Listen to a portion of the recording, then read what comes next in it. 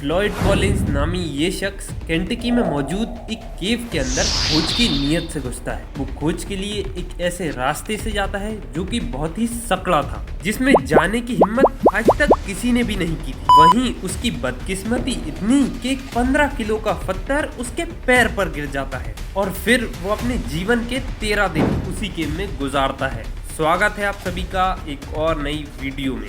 1920 में जब अमेरिका में मानव केवों की खेती करी जाती थी, मतलब लोग अपने खेतों को खोदकर उनमें केव ढूंढते थे और अगर जो केव मिल गई तो वो एक टूरिस्ट प्लेस बन जाती थी और ऐसा करके केव ओनर मोटा पैसा कमाते थे। पैसों की तंगी से गुजर रहा बेचारा फ्लॉयड भी क्या करता, उसने भी अपना खेत खोद डाला और खुशी की बात ये थी कि उसके खेत में भी केव मिल गई। लेकिन केव हाईवे से दूर होने के कारण उसमें कोई नहीं आता था और बेचारा बिल्कुल भी पैसे नहीं कमा पा रहा था। तो फिर उसने एक दूसरे लैंड ओनर के खेत में केव एक्सप्लोर करी जो कि हाईवे के पास थी और यहाँ फ्लॉयड विजिटर्स को केव दिखाता और डील के मुताबिक प्रॉफिट में से 50% हिस्सा ले लिया करता। यहाँ तक तो सब ठीक चल रहा था, लेकिन असली कहानी अब शुरू होती है जब वो 30 जनवरी 1925 को इस केव में मौजूद एक ऐसे चैम्बर में जाने का सोचता है जो कि इस केव को और भी रोमांचक बना सकता था, क्योंकि रास्ते में अंधेरा होने के कारण भैया लालटेन लेकर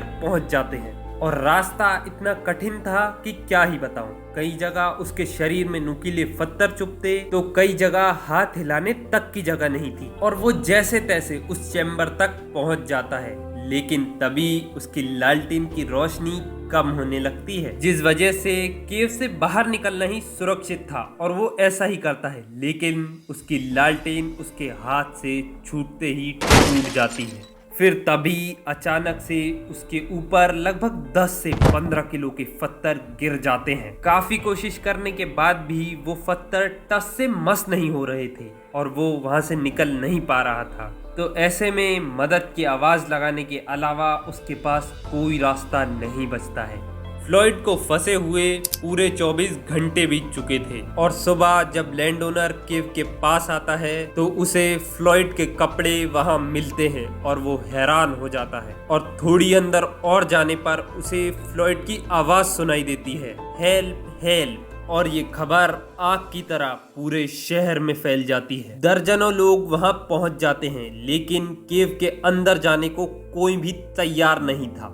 तभी फ्लॉयड का भाई होमर कॉलिंस अंदर जाता है। बेचारा जैसे तैसे अंदर पहुंच जाता है। होमर उसके भाई के पास से थोड़े पत्थर हटाता और ऊपर से कुछ पत्थर और गिर जाते। बेचारा बहुत देर तक ऐसा करता रहा, लेकिन वो नाकामयाब रहा। पर वो फ्लॉयड को खाने के लिए कुछ देता है और टेम्परेचर कम होने के कारण वहां पर एक बल्ब भी लगा देता है और फिर केव से बाहर आ जाता है। तभी एक रिपोर्टर केव के अंदर जाके फ्लॉयड का इंटरव्यू लेकर आ जाता है और ये न्यूज बहुत ही तेजी से वायरल हो जाती है और लोगों की भीड़ बढ़ने लगती है। तभी कुछ लोग उसे पुलिस सिस्टम से खींचने का प्लान बनाते हैं और पुली इंस्टॉल करने से केव धसल भी सकती थी, लेकिन कोई और दूसरा रास्ता ना होने के कारण वो पुली इंस्टॉल कर देते हैं। पर ये आइडिया भी फेल हो जाता है क्योंकि फ्लॉयड की बॉडी केव से टकरा रही थी, ना कि बाहर निकल रही थी। और अब वहां पर एक प्रोफेशनल टीम भी आ चुकी थी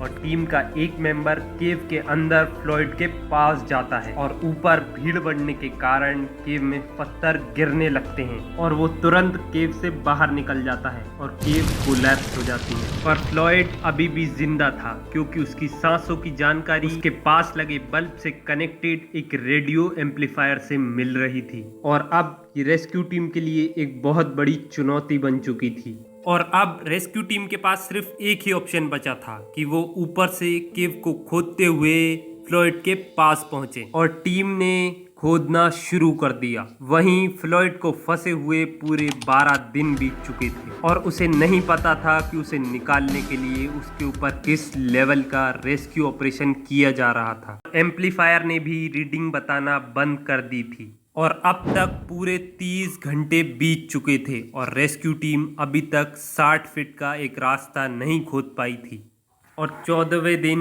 एम्पलीफायर रीडिंग बताना बंद कर देता है और ये साफ हो चुका था कि फ्लॉयड मर चुका है। वहीं रेस्क्यू टीम ने पूरा रास्ता खोद दिया था। उन्हें वहां उसकी बॉडी मिलती है जो कि भूख के कारण से मर गया था।